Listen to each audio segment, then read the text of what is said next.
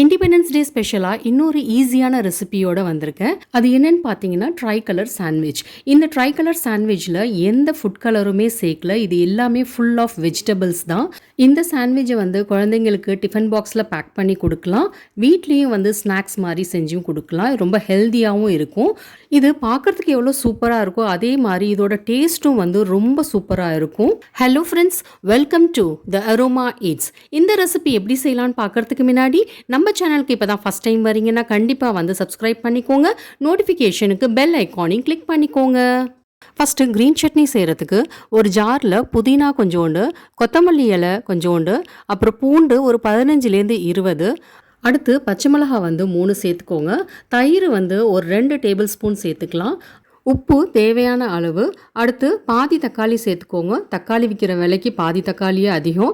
அடுத்து வந்து ஒரு எலுமிச்சம்பழம் புழிஞ்சி ஊற்றிக்கலாம். பிளாக் சால்ட் வந்து ஒரு 1/4 டீஸ்பூன் சேர்த்துக்கோங்க. சாட் மசாலா 1 டீஸ்பூனு. இதெல்லாம் சேர்த்து நல்லா நைஸாக அரைச்சி எடுத்துக்கோங்க. அவ்வளோதான், நம்மளோட க்ரீன் சட்னி ரெடி ஆகிடுச்சு. இது பன்னீர் மிக்சர் ரெடி பண்ணிடலாம். அதுக்கு வந்து பன்னீர் வந்து ஒரு 250 கிராம் எடுத்திருக்கேன். இதை வந்து நல்லா திருகிடுங்க. இதோட 1/4 டீஸ்பூன் வந்து பிளாக் பெப்பரு, அப்புறம் சில்லி ஃப்ளேக்ஸ் வந்து ஒரு 1/2 டீஸ்பூன் சேர்த்துக்கோங்க. ஆரிகனோ ஒரு 1/2 டீஸ்பூன் சேர்த்துக்கோங்க. இதெல்லாம் சேர்த்து நல்லா கலந்துக்கலாம். இது வந்து ரொம்ப அழுத்தி கலக்காமல் லைட்டாக மேலோட்டமாக கலந்து விட்டுக்கோங்க. அடுத்து கேரட் மிக்சர் செய்கிறதுக்கு திருகின கேரட் வந்து 1 கப்பு, சாண்ட்விச் ஸ்ப்ரெட் வந்து 2 டேபிள் ஸ்பூன் சேர்த்துக்கோங்க. இதெல்லாம் சேர்த்து நல்லா கலந்து விட்டுக்கோங்க. அடுத்து கேப்சிகம் மிக்சர் எப்படி செய்யலான்னு பார்த்துடலாம். அதுக்கு குடமிளகா வந்து 1, இது வந்து சின்ன சின்னதாக நறுக்குனது. இதோட க்ரீன் சட்னி வந்து ஒரு 2 டேபிள் ஸ்பூன் சேர்த்துக்கோங்க. சீஸ் ஸ்ப்ரெட்டு 1 டேபிள் ஸ்பூன் சேர்த்துக்கோங்க. இதெல்லாம் சேர்த்து நல்லா கலந்து விட்டுக்கலாம்.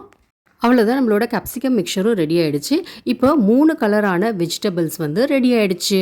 இப்போ இதெல்லாம் வந்து எப்படி அசம்பிள் பண்ணலான்னு சொல்லி பார்த்துடலாம். அதுக்கு வந்து நான் ப்ரௌன் பிரெட் தான் எடுத்திருக்கேன். நீங்கள் தேவைன்னா ஒயிட் பிரெட் கூட எடுத்துக்கலாம். இது வந்து ஒரு 4 பீஸ் எடுத்துக்கோங்க. எடுத்துட்டு இதோட சைட்ஸை வந்து இந்த மாதிரி எடுத்துருங்க. அப்போ தான் வந்து நல்லாயிருக்கும். இப்போ ப்ரெட்டோட சைட்ஸ் எல்லாம் கட் பண்ணி எடுத்தாச்சு. இப்போ வந்து பட்டர் அப்ளை பண்ணிடலாம். இது வந்து ரூம் டெம்பரேச்சரில் இருந்துச்சுன்னா நல்லா ஸ்ப்ரெட் பண்ணுறதுக்கு வரும். இது எல்லாத்துலேயும் ஸ்ப்ரெட் பண்ணதுக்கப்புறம் ஃபஸ்ட்டு வந்து கேரட் மிக்சர் இதை வந்து ஈவனாக வந்து ஸ்ப்ரெட் பண்ணிக்கோங்க. ஒரு 2 டேபிள் ஸ்பூன் வச்சாலே நல்லாயிருக்கும். ரொம்ப வச்சிங்கன்னா நல்லா இருக்காது. இப்போ இந்த ஃபஸ்ட்டு ப்ரெட்டுக்கு மேலே நம்ம செகண்ட் ப்ரெட் வச்சிடலாம். இந்த மாதிரி வச்சுருங்க. நான் எப்படி காமிக்கிறோன்னு அந்த மாதிரி வச்சுருங்க. இதுக்கு மேலே வந்து பன்னீர் மிக்சர் அது வந்து ஒரு 2லேருந்து 3 டேபிள் ஸ்பூன் வச்சுருங்க. இந்த மாதிரி ஈவனாக ஸ்ப்ரெட் பண்ணி விட்டுருங்க.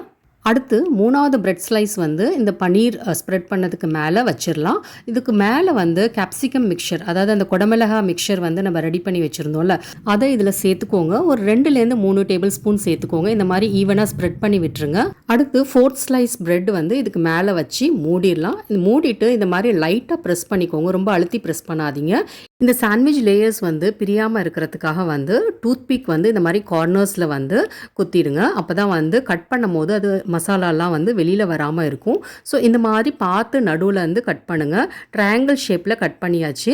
பாருங்கள் எவ்வளோ சூப்பராக இருக்குது. ட்ரை கலரில் சாண்ட்விச் வந்து ரெடி ஆகிடுச்சு. இதை தவாலெல்லாம் வந்து சூடு பண்ணணும்னு அவசியமே இல்லை. இதை வந்து அப்படியே சாப்பிட்டாலே வந்து ரொம்ப டேஸ்டியாக இருக்கும். இந்த ட்ரைகலர் சாண்ட்விச் உங்களுக்கு பிடிச்சிருந்துச்சுன்னா லைக் பண்ணுங்கள். இதை வந்து கண்டிப்பாக வந்து இண்டிபெண்டன்ஸ் டே அன்னைக்கு வீட்டில் ட்ரை பண்ணி பார்த்துட்டு எப்படி வந்துச்சுன்னு கமெண்ட் பண்ணுங்கள். இந்த ஹெல்த்தியான ரெசிபியை உங்கள் ஃப்ரெண்ட்ஸ் அண்ட் ஃபேமிலியோட கண்டிப்பாக ஷேர் பண்ணுங்கள். என்னோட சேனலை இது வரைக்கும் சப்ஸ்கிரைப் பண்ணலன்னா சப்ஸ்கிரைப் பண்ணிக்கோங்க. நோட்டிஃபிகேஷனுக்கு பெல் ஐக்கானையும் கிளிக் பண்ணிக்கோங்க. தேங்க்யூ.